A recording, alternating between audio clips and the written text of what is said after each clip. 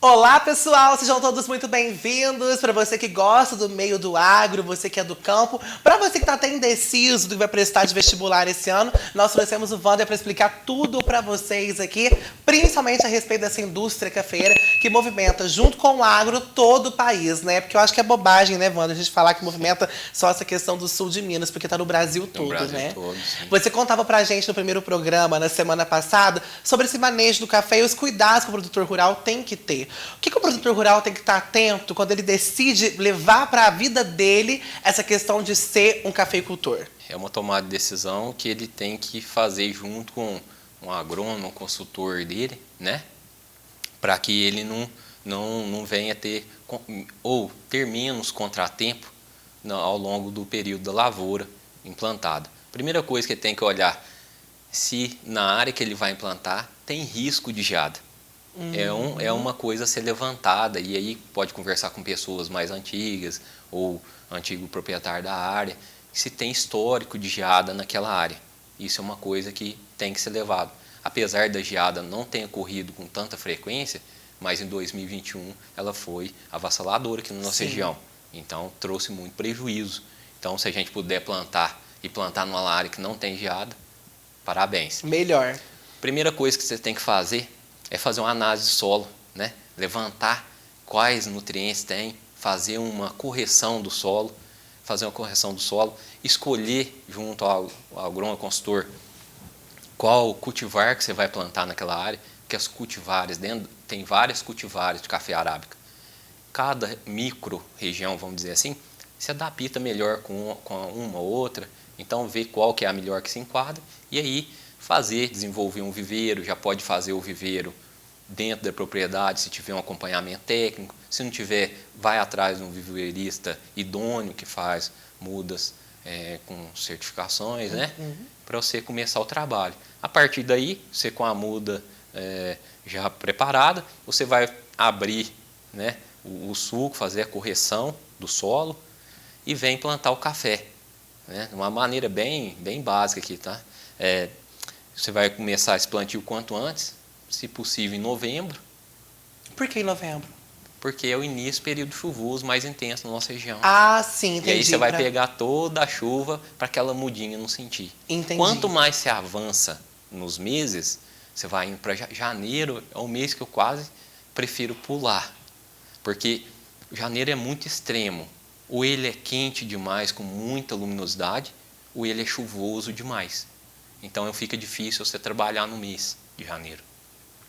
Principalmente quando vai plantar, você tem que ter aquele contato direto com a terra ali. Sim. Então você vai estar pondo as mudinhas no local. Seja mecanizado, o trator tem que passar. Se for manual, o pessoal tem que andar. Não tem como, se tiver uma chuva intensa, você plantar. Não dá para você evitar, né? Não. Então, você até dezembro, depois passou ali, fevereiro, porque depois de dezembro, os dias vêm encurtando. E o clima, a tendência é de amenizar, apesar desse ano tá bem... Tá complicado.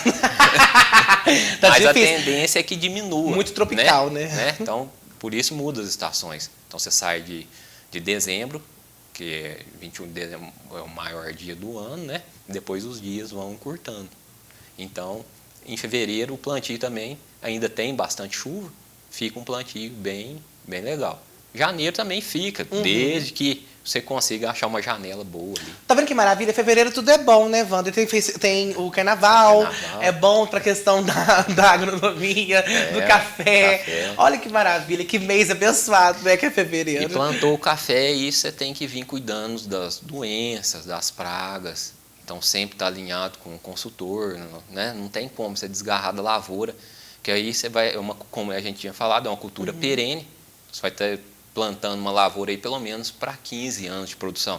Então você tem que trazer ela nos mínimos detalhes para você não ter prejuízo hora nenhuma. Já evitando pragas, usando produtos adequados para você ir conduzindo, adubando, fazendo as adubações. E aí seguir na lavoura. Eu tenho 3 questões para te perguntar. Até foi muito legal você falado tudo dessa forma, como você já explicou pra gente, porque leva a gente para outros níveis da conversa, né? O primeiro, você disse sobre a geada. A gente sabe que é uma realidade, não vou dizer que é constante, porque há anos que tem, há anos que não tem, né? Não tem como. Então não dá pra gente afirmar que ela é uma constante. Mas quando acontece de ter esse episódio da geada, a gente vê que muito produtor fica prejudicado na sua lavoura. O que faz para contornar essa questão da geada? Existe a possibilidade de um produtor que talvez planta, tenha sua lavoura numa região que é de geada, não ser atingido por ela? Não. Não existe essa Não, possibilidade. são medidas, existem algumas medidas, que é igual queimar pneu na lugar mais baixo, a fumaça tende a condensar no lugar mais baixo e isso diminui um pouco, mas é medidas paliativas. Existe uns tambor, que até é recomendado pela Embrapa, onde você faz um fumacê. Existe um fumacê que você liga no escapamento do trator também e liga na madrugada. Mas a pessoa também tem que ter um conhecimento técnico do dia da geada, porque o dia que vai gear tem algumas particularidades. Quais? Dizer assim. Ele começa a esfriar por volta ali de 9 horas. Depois da meia-noite, você já tem que estar perto ali de 6, 7 graus e cair 1 grau por hora. Então, você tem que estar acordado e acompanhando. Entendi. Então, não tem como você, depois que está instalado, assim, falar, não vai gear aqui. Eu não acredito. Eu não sei. Uma coisa também, alguém que tenha irrigação e ligar a irrigação, a água, se você conseguir molhar aquela área, você consegue, aquela área que está sendo molhada na hora de virar o dia, Sim. não vai ter o problema com a geada. Mas você não consegue fazer isso em grandes áreas. Né? O equipamento de irrigação mesmo não molha toda a área ao mesmo tempo. Sim, então você não consegue. Não, e eu falo porque eu faço muita matéria, eu leio bastante coisa, inclusive sobre essas questões, porque a gente está no centro disso, né? Então eu vejo que Campos do Rio Claro, algumas cidades um pouco maiores, Pouso Alegre, né? Algumas que têm índices pluviométricos muito altos e que também as madrugadas são mais geladas em determinada parte do ano, como Maria da Fé, Monte Verde. São problemas, tem muito problema com essa questão da geada, né? E que implica não só o café. Outras agriculturas também ficam prejudicadas por causa da geada? Ou é exclusivamente o café? Não. Nada sobrevive, então, naquele frio intenso? No frio intenso. Só que aí, vamos supor, você pega hortaliças. Às vezes está sendo cultivo hidropônico. Hortaliça, a área tem áreas maiores, mas também não são tão extensas igual do café. Então, dá para irrigar a área toda. Sim. Aí ele consegue fazer essas medidas paliativas funcionarem melhor. No café, depois que instalou a geada, aliás, aconteceu a geada, tem medidas ainda para recuperar.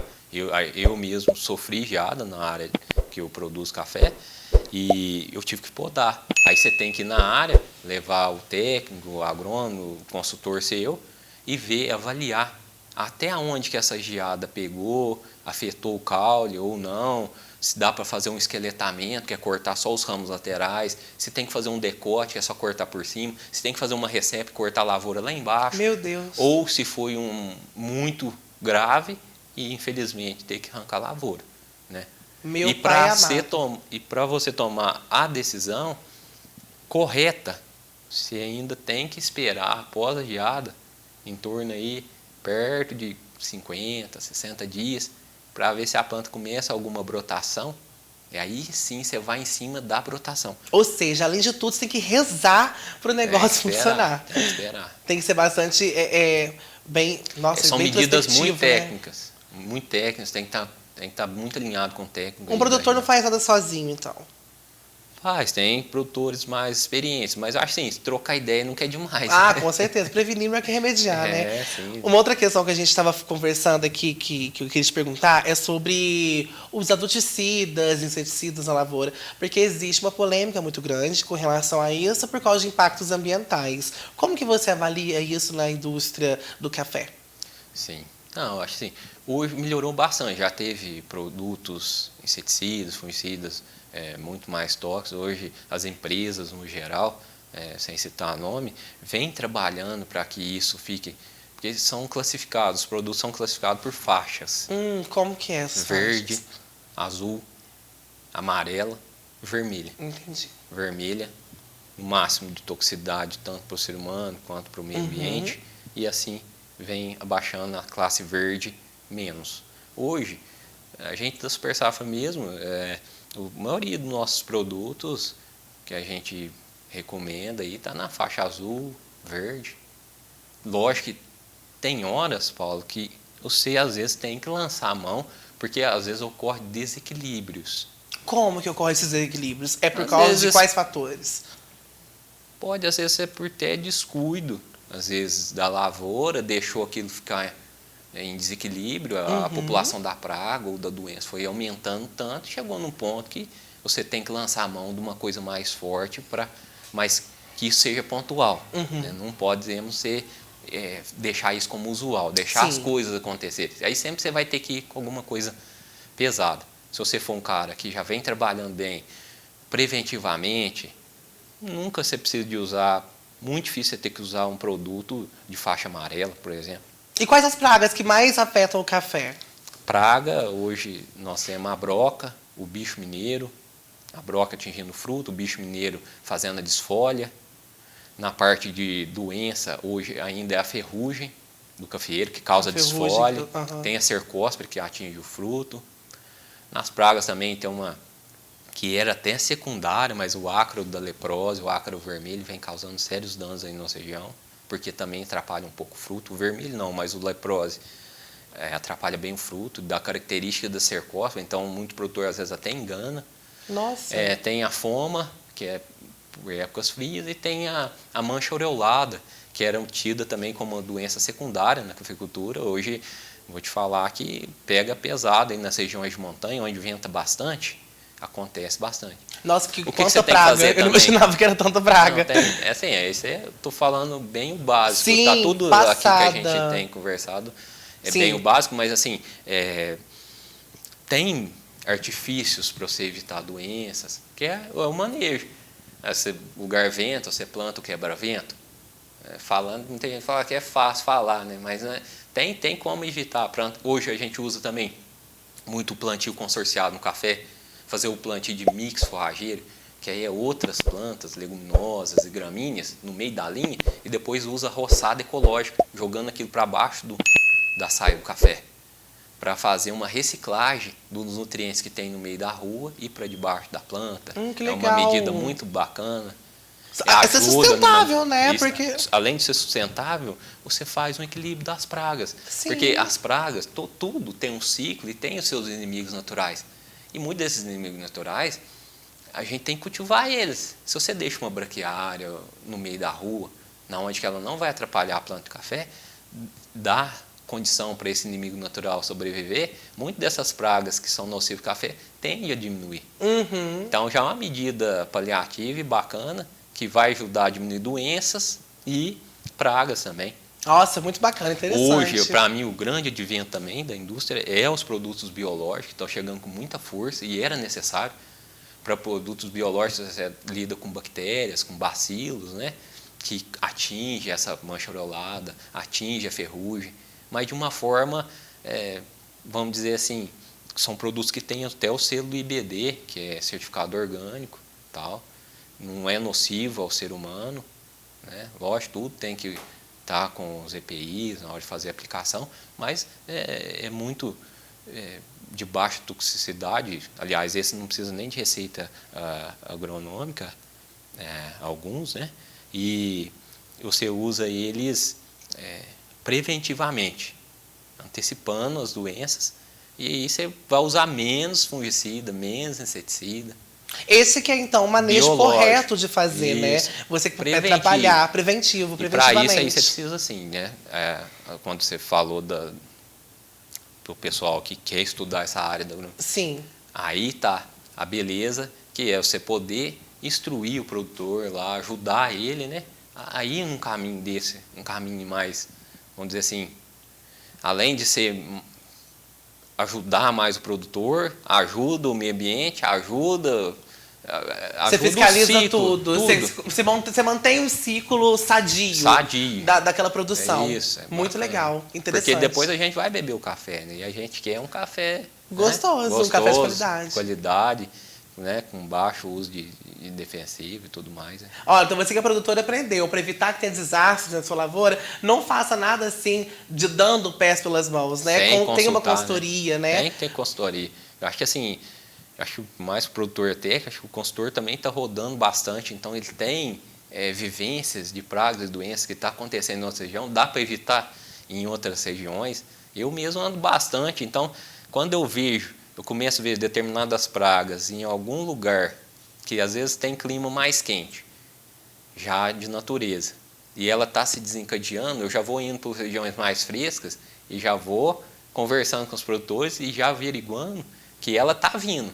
Então, se o clima vai chegar lá, eu já vou prevendo todo mundo, ajudando todos que eu atendo, para que eles já fiquem prevenidos. Ó, pode surgir isso se o clima fizer isso, porque em tal região já está acontecendo. E aí você já vai ajudar bastante. Né?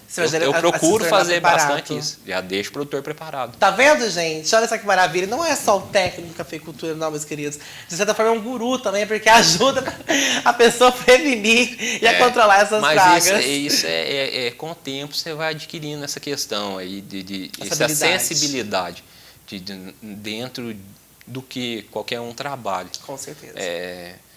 Com o tempo, né? Você tem a técnica, a gente lê bastante livro técnico.